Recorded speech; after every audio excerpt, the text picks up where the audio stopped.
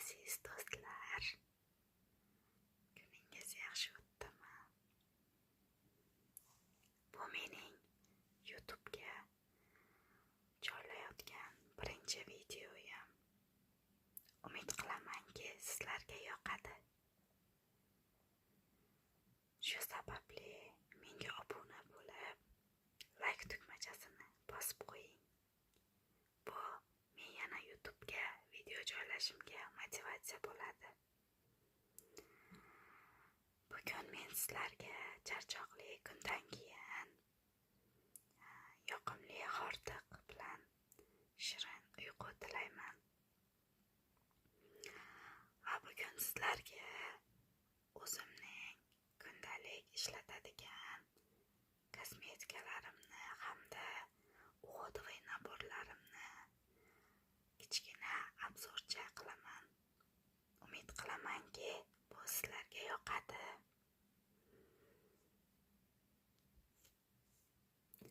Birinchi bo'lib ko'rsatadiganlarim Faberlic kompaniyasiga tegishli kichkina nabor.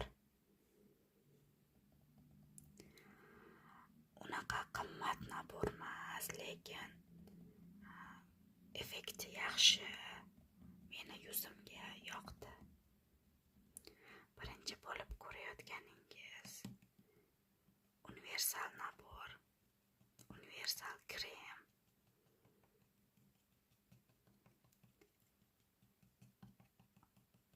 Универсальный крем для лица, рук и тела. Tananing istalgan qismiga surish mumkin. Chuqur namlantiradi hamda oziqlantiradi. Katta hajmga ega, ancha vaqt ishlatishingiz mumkin. Keyingisi bo'lsa, xuddi shu kremning day krem, ya'ni kunduz kuni ishlatish uchun mo'ljallangan kremi. Bu ham xuddi shunday effektga o'xshaydi. Ushbu kremdan keyin surilgan tonalni hamda SPF'lar yaxshi yotadi. Quruq yuzlar uchun mos.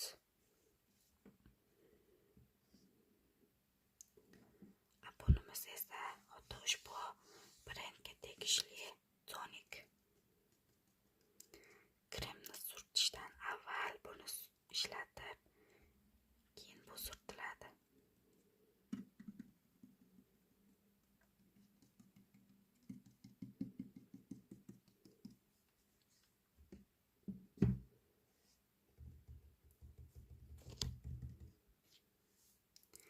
Mana bu ekranlaringizda ko'rinayotganlar yuzimizni tiniq va yaltirab ko'rinishini ta'minlaydi.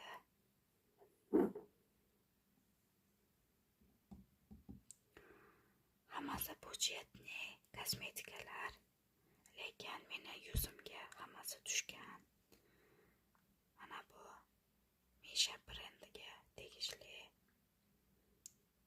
tonalli krem. 42% SPF mavjud. Quruq yuzlarga tushadi. Budjetli bo'lgan bilan juda ham idealni tonalli. Buni ko'rishingiz mumkin. Ko'plab blogerlar ham tavsiya qiladi. Keyingisi esa Evelyn brendiga tegishli konsiler. Yuzingizdagi qoraygan joylar hamda ugri dog'larini yaxshi bekitadi.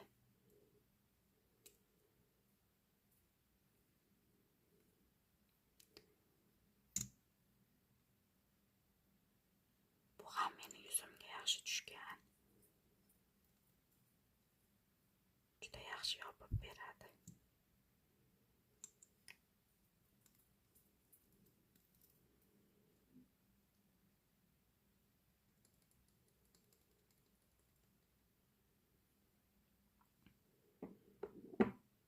Keyingisi Koreya mahsuloti yaxshi ko'raman. Meni yuzim quruq bo'lganligi uchun juda ham yaxshi tushgan.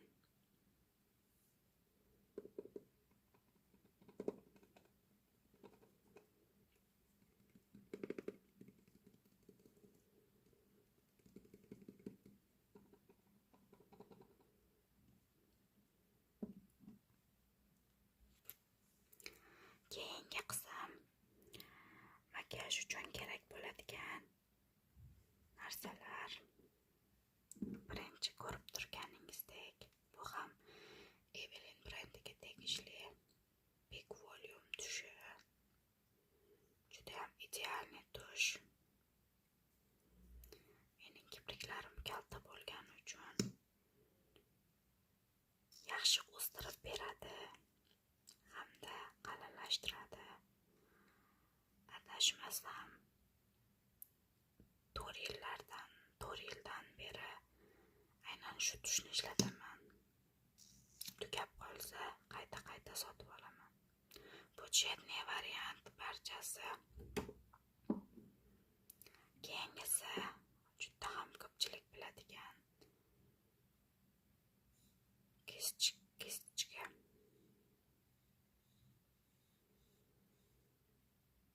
Keyingisi juda ham ko'pchilik biladigan podvodka. Flor brendiga tegishli. Buni ham taxminan 5 yoki 6 yildan beri ishlataman. Juda ham idealniy. Keyingisi fiksator qoshlar uchun. To'g'risi buni birinchi marta ishlatishim. Avval mana bu idishga o'xshagandan ishlatganman. Buni birinchi marta, bunaqasini birinchi marta sotib olishim. Lekin menga unchalik yoqmadi. Qoshlarni tez emas, aksincha sekin qotirar ekan. Hamda uzoq vaqtga yetmaydi. Qayta sotib olmayman. Qoshlarimni xuddi shunaqa turdagi gelda bo'yayman.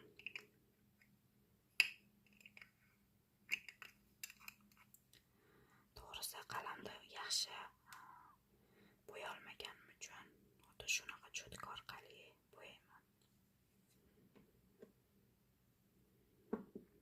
Bu ko'rib turganlaringiz lip gloss. Ya'ni balzam desa ham bo'ladi. Blesk. Labingizga qo'ysangiz, faqatgina labingizga qo'ysangiz ozgina qizartiradi, lekin unchalik emas. Lekin yaltiratib beradi.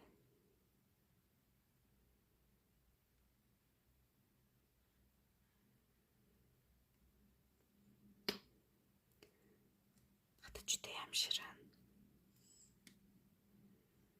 Bu ham original emas, lekin. Keyingisi lipstick.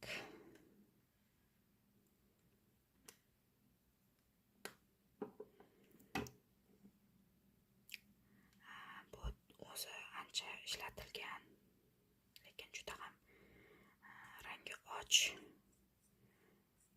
Lekin menga yoqadi.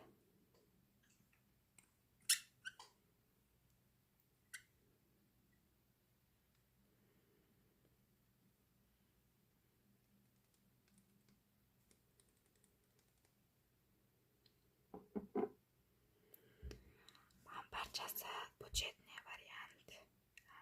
Lekin yomon emas.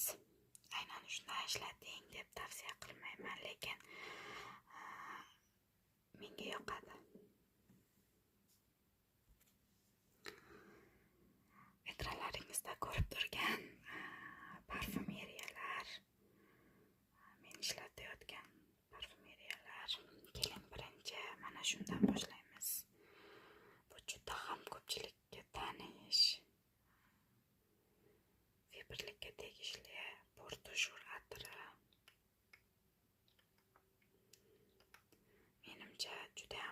ko'plab ayollar hamda qizlar ishlatib ko'rgan. Hidi yoqimli.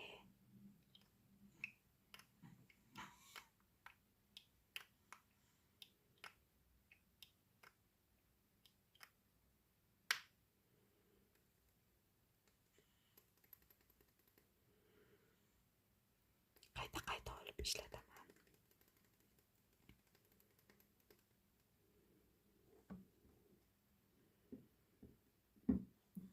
Keyingisi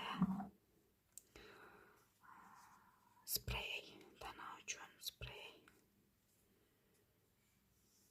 Bu ham to'g'risini aytsam original emas ekan, Victoria's Secret emas, aksincha boshqacha yozilgan, lekin hidi yomon emas. Atir yoz kunlarida atirni o'rniga ishlatsa yaxshi.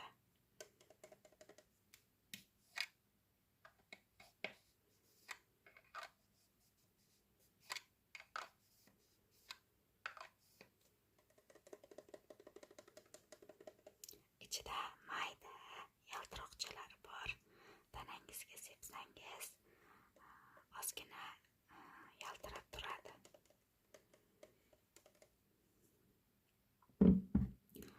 Keyingisi bu ham atir. Sun deb nomlanadi. To'g'risini aytsam, bu atirni olganimga afsuslanaman. Hidi unchalik yoqmaydi.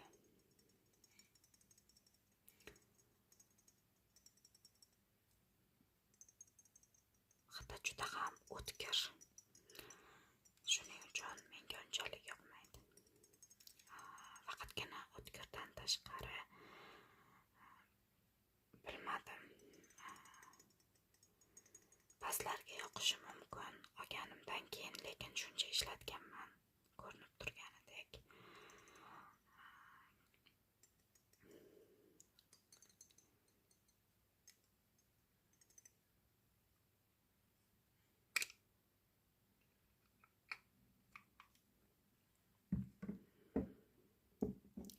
Keyingisi Saint Laurentni kichkina varianti, ya'ni quydirilgan varianti.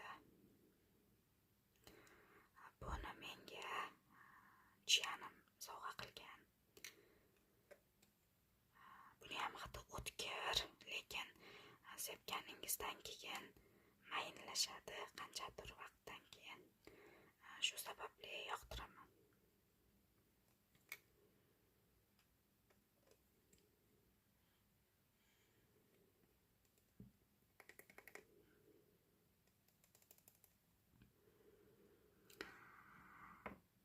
Sizga hozir ko'rsatgan barcha parfumeriyalarim unaqa qimmat parfumeriyalar emas, lekin hammaning yuz turi hamda didi boshqacha bo'lganligi uchun hamma har xil ishlatadi, lekin bular menga hammasi yoqadi. Bundan tashqari kosmetikalarim bor, lekin ularni kundalik hayotimda tez ishlatmaganim uchun sizlarga ko'rsatishni lozim ko'rmadim. Tez ishlatadigan hamda foydalanadigan atirlarim, pomadalarim hamda g'o'dg'iy naborlarimni ko'rsatdim. Bular sizga yoqdi degan umiddaman. Sizga esa xayrli tun. Kanalimga a'zo bo'ling. Meni qo'llab-quvvatlaysizlar degan umiddaman.